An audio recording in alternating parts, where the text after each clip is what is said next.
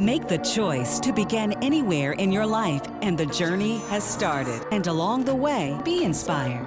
Listen to the stories by joining the president of Howard University, Dr. Wayne A.I. Frederick, on The Journey.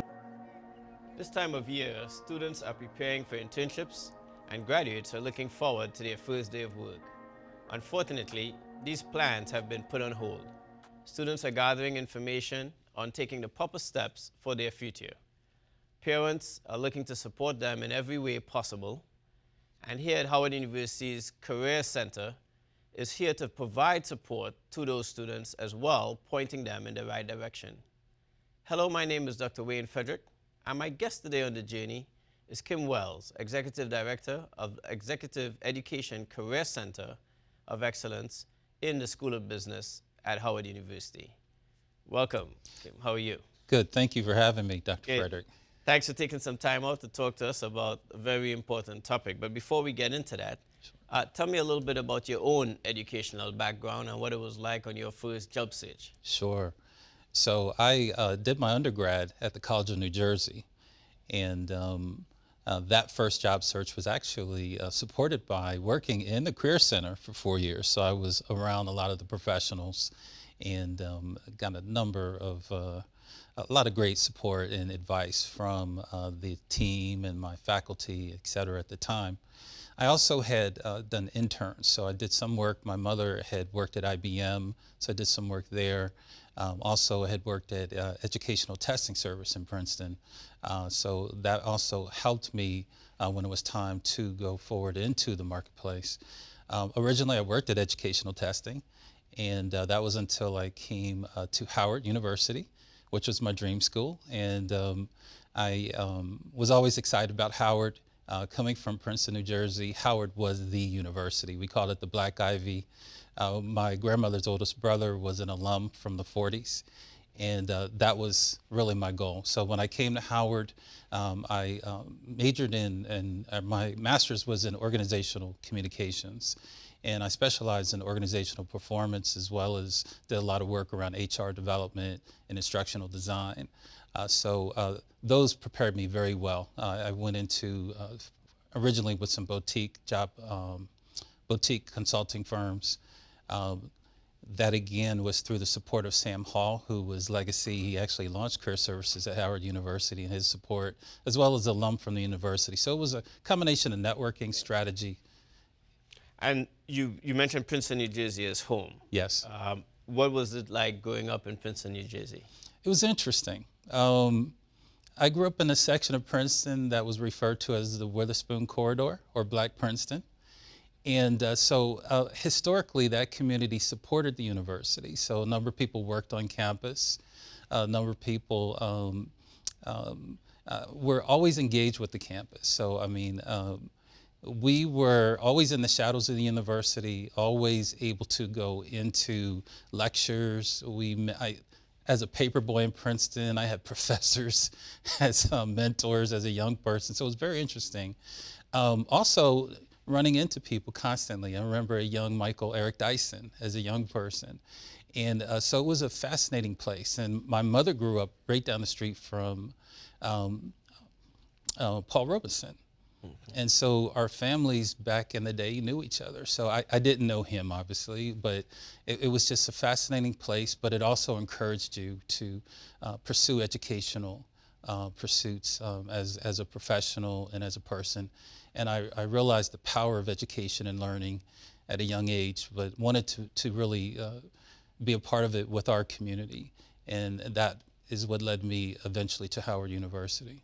So I want to touch on career services just a bit.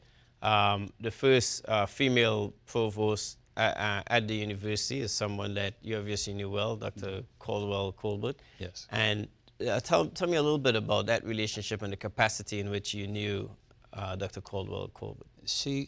Dr. Caldwell Colbert was an amazing person.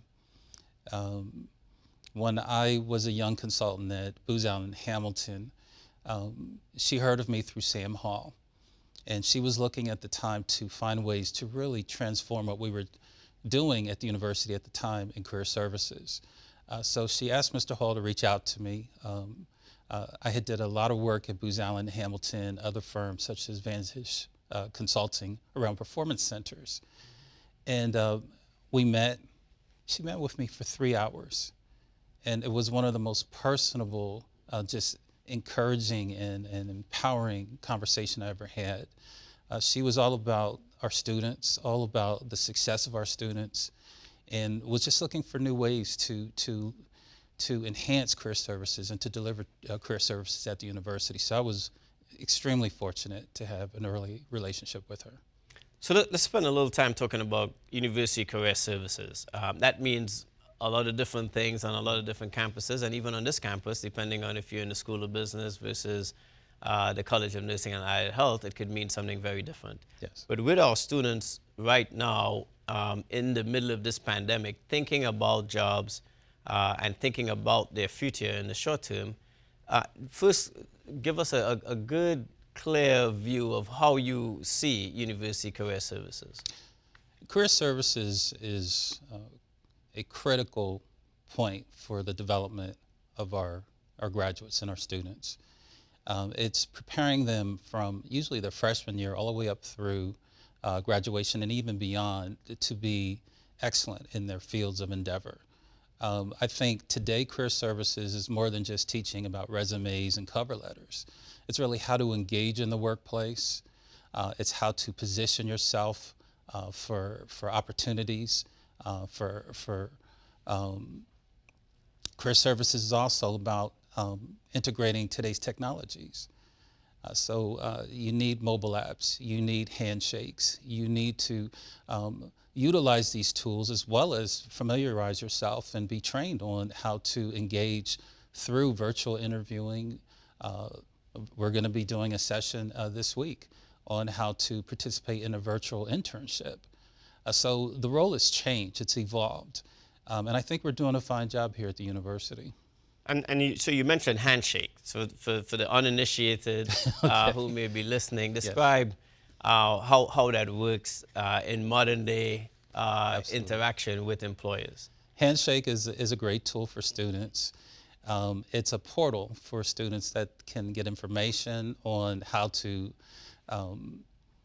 research organizations, how to write resumes, information on industries that are emerging, opportunities. But more importantly, it's a way for students to directly apply to opportunities, to engage and actually sign up for interviews with companies. And of course, the job board is amazing. So the job board lists thousands of opportunities categorized by field and interests. So it is a wonderful tool for students, and we're very fortunate to have it here at the university. And obviously, you work out of the School of Business. Yes. What have you been seeing in terms of job placement in the School of Business? So up until this year, we were doing very well. We were close to about 89.9% placement rates. A lot of the other students were going on to graduate professional schools and other endeavors. This year has been a challenge. So far, we started the season back in September very strong, and a number of hires, both in internships as well as with full-time opportunities. But with this new COVID-19 environment, this new economy, we've already heard of a few situations where students had offers rescinded. We're having meetings with employers. We just hosted a meeting with about 40 employers last week to talk about their plans and what they'd like to do moving forward. So far, the commitments have been strong to existing opportunities that had been made, as well as the commitment to continue to work with our students, not just in the School of Business, but across the university. So we're very excited with a number of our partners, and it's truly a partnership and a collaboration with the organization. So we're seeing so far good results, but we're concerned. In the past recession, Dr. Frederick, weeks before students were to report, we were hearing stories of offers that were rescinded or situations that were adjusted because of the financial circumstances of the organizations. So there's still much to learn, but we'll be ready to pivot when the time comes. So I think that just to make sure that we're clear about the landscape, in the past 3 weeks, we've had no less than 20 million Americans file for unemployment. Yes. That number usually is in advance of the unemployment rate, and that is a very, very scary number. Yes. What is your opinion about where the job market is going to be given the downturn in the economy? It's almost like a channel for engagement and opportunities for our students. However, once you enter the general market, you will be competing against those 20 million that were recently reported by the New York Times. So we understand, and we have done a lot of work to try to get out in front of it. Again, meeting with employers, offering virtual workshops to the students, preparing them for the realities that they are going to face in the next few weeks and months. So yes, this is going to be a very difficult marketplace, and unfortunately it can disproportionately affect African Americans and people of color. We're trying to get out in front of it with as much preparation, sharing information. We're doing coaching and a number of initiatives to really connect with the students. I've been busy almost every day meeting with a number of students in small groups as well as individually to make sure that they're prepared. And I will share this. I have been trained as also a master executive coach. So I'm using those skill sets to make sure our students are absolutely in the best possible position to present themselves, to engage opportunities, work with alumni as well, who are a significant part of this process for us, and actually successfully transition. So let's take a bit of a pivot and talk about the solutions. So we clearly have an issue with respect to the pandemic.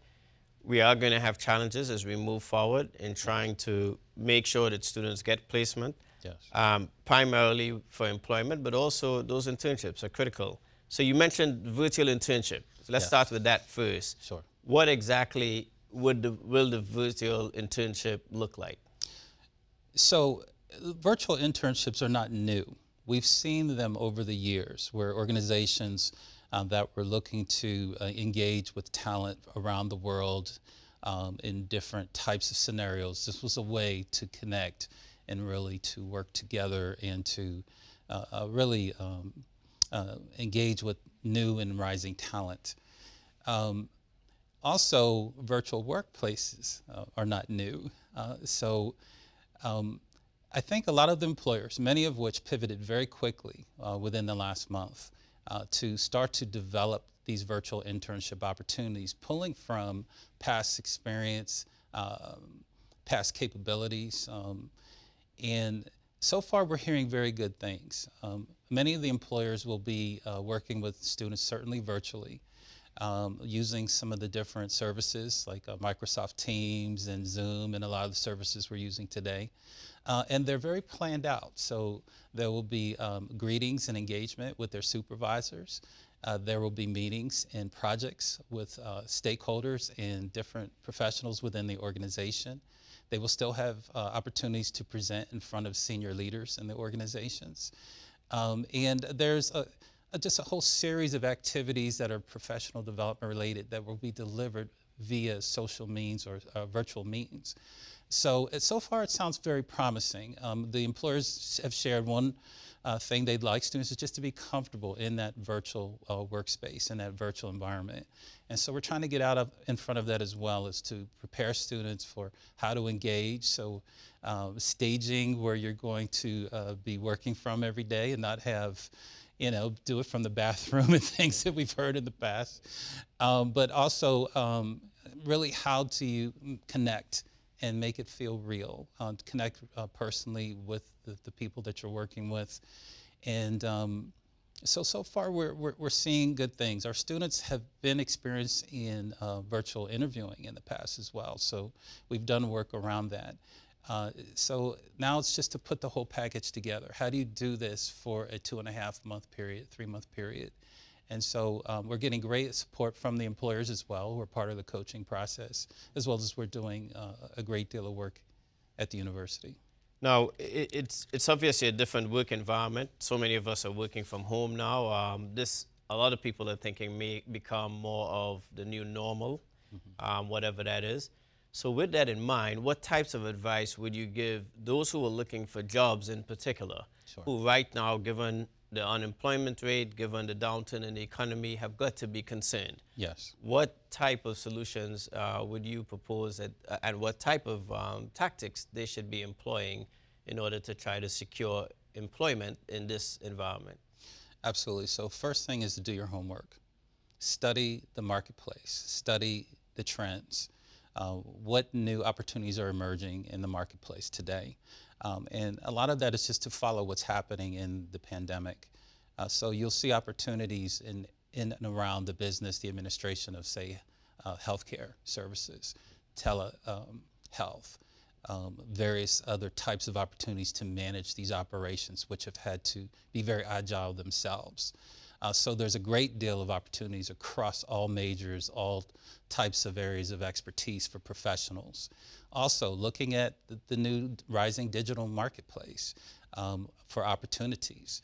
If you've had experience working in IT, working in social media in the past, and as an actual position, really developing any kind of digital tools or being a part of a digital development process within an organization like the infrastructure or the architecture of the organization.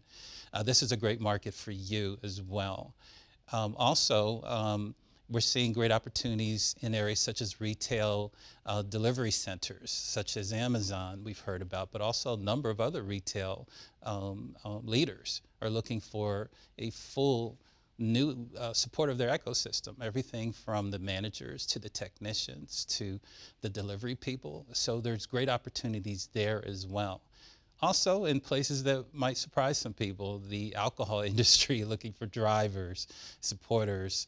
You're seeing in the grocery stores, everything from drivers to managers to strategists also see how can we deliver these services in a new job market, in a new time in our area. Some of the government agencies as well are regearing. They're hiring either contractors, they're hiring also new employees to really staff some of the new areas to deliver services to the public. So there are opportunities that are emerging, and we're just asking that everyone do your homework and do your research. The next piece is really to look at your skill set. Do an analysis, do a self-assessment. What have you done that would make you more appealing to today's employers? Areas such as, again, we mentioned earlier, if you've designed websites, if you worked in e-learning is another good one. If you can be part of a development team to assist an institution stand up their new services and really support those services. Those are great opportunities as well. And an individual needs to work on looking at their digital footprint or their branding. So it's time to scrub those social media pages, make sure that everything is consistent with some key messages about who you are as a professional, the types of services that you can deliver to the marketplace, how you would add value. Also, again, formulating is a big one, a private council of advisors. So if you've got mentors, if you've got family members of people who can speak very plainly and directly to you and support you in your development and can assist with giving you ideas and sharing concepts or ways, again, that you can present yourself to the marketplace. Also to advocate for you as well. Those councils should look like maybe alumni, employers you've worked with in the past or that you've worked with currently, leaders in the industry. And also maybe seeking out new contacts, people that can give you some insight and advice that will be willing to work a young, dynamic, and well-educated individual. So those are some that I would start with. So I noticed you didn't mention entrepreneurship. New York City is a hub for business. Yes. We would have to imagine that getting back out to work, students who are about to graduate, moving there, Yes. They and their families may have some apprehension. Seems to me that there may be an opportunity for, entrepreneurship, or at least creating a bit of a hub elsewhere. Yes. What would your advice be around the students who want to get in on a downturn economy, Sure. want to launch their own business? Absolutely. This is a great time to start a business. If you can be agile, you can address the need very quickly. You can pull from your resources, your advisors, doing the research once again, what's happening in the marketplace. I think entrepreneurship should always be on the table moving forward. I think I'm not sure if we can always depend on corporations in the future. I think that's going to be a big part of this shift in the economy and what people will be looking for. Again, short-term contracts, opportunities with businesses to support everything from internal infrastructure, IT, development within the organization, consulting services, accounting services, all kinds of ways that we can now take skills that we had, maybe that we delivered within a larger, more scaled organization, and now deliver independently in the marketplace. So absolutely, I think we need to look at it, and I think we're hearing some of that. Our students, as you know, are one of the most entrepreneurial student bodies in the country, so they're already doing these things now. This is their time. The Gen Zs, they're probably nervous about this, but they know this is their time. They're ready to rise up and shine as leaders and deliver what they've been trained and have learned in their lifetime. For those students who probably were going to go into a job and are now thinking that job is gone, or they may have gotten one of those unfortunate calls, how should they look at getting further certification or furthering their education at this time? Absolutely. So a number of organizations are offering free training on the internet. You're seeing it through groups like LinkedIn. It's offering training. Various other professional associations and groups are offering training seminars. Sometimes these are just lectures or master classes that are free and open to the public. Right. So you don't have to spend a lot of money necessarily, but this is something you want to look at. How do I develop my skill sets, particularly if I'm looking to pivot to new opportunities? So what are some of the gaps in my training that I might want to close, or some additional areas I want to develop as a professional? And I think that this is a great time to utilize some of the time you may have as a professional, as a student, to prepare yourself for the next level or for new opportunities. And now let's shift gears a little bit for the students with internships. Yes. In particular. You know, the virtual internship certainly is an opportunity, but let's say again they lose that opportunity there. Yes. How would you advise that student to occupy their summer? Should they be thinking about doing summer school? We've stood up summer school to be online this summer. Should they go ahead and probably accelerate their matriculation in order to use that time wisely, or should they just go out and look for some probably related job, as tight as the job market is, or rethink the job and probably go into one of the industries that you think is going to be blossoming soon? Absolutely. I think the first thing is to do, again, a self-examination. Let's assess where we are.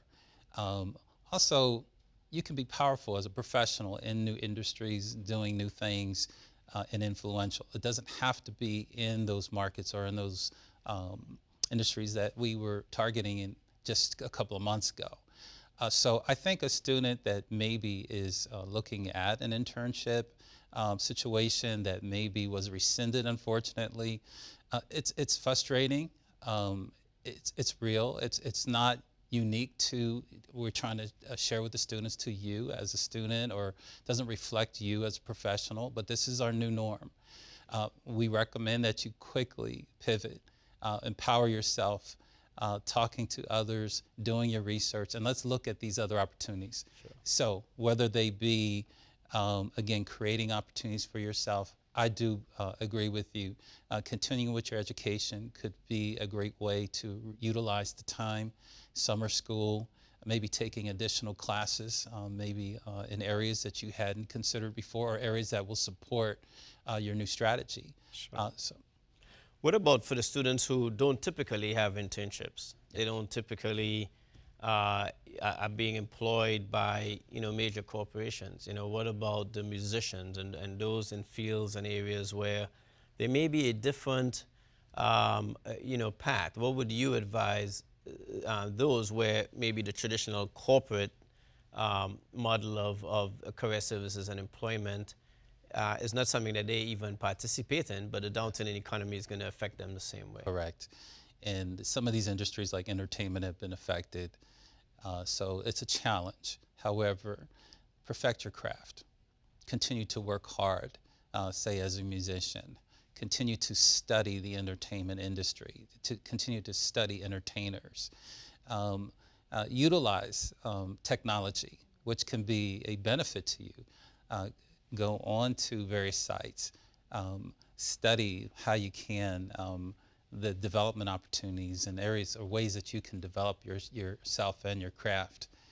There might be other majors, again, that don't necessarily, because of the nature of the new environment, where it's hands-on. So again, utilizing virtual mechanisms, virtual tools, study, understand what's happening, sit in on professional association or different types of group meetings, and find out what are some of the things that the industry is looking for, how they're maybe pivoting at this time. So it's not going to be an easy pathway. We're all learning this now as at this time. And certainly talk to advisors, talk to coaches, talk to your current mentors, and receive that important advisement from them on how they would recommend a young, say, entertainer move forward in the industry. But again, I think it goes back to perfect your craft. This is a good time to rethink it. How can you deliver it in new ways, in new venues, and then move forward with that plan. And as we wrap up, I ask all my guests who are associated with Howard University, why Howard University? For that young man and woman who are thinking of coming to Howard, May 1st is the deadline for students to declare where they should be going. For those who may be coming, even in this uncertain world, why Howard University? Howard University is the Mecca. There's no place like it on earth. As a person who grew up with a relative that had remarkable success way back in the day, and he always attests, he always said it was because of Howard. Howard is a place where people care about you, people see you, people connect with you, they invest in you. This is a place where whether you're one of the very best students that are coming out of the very top of your class, or you're a student that's maybe not the very best, but you're a student that's very competitive, we've got a place for you here at Howard University. And again, we've got a great president. We've got great teams and staffs throughout the university. We are here to support your success. So this is the place to be. Thanks for being here. My guest today was Kim Wells, Executive Director of the Executive Education and Center for Career Excellence at the Howard University School of Business. I'm Dr. Wayne Frederick. Please join me next time on The Journey, and stay safe.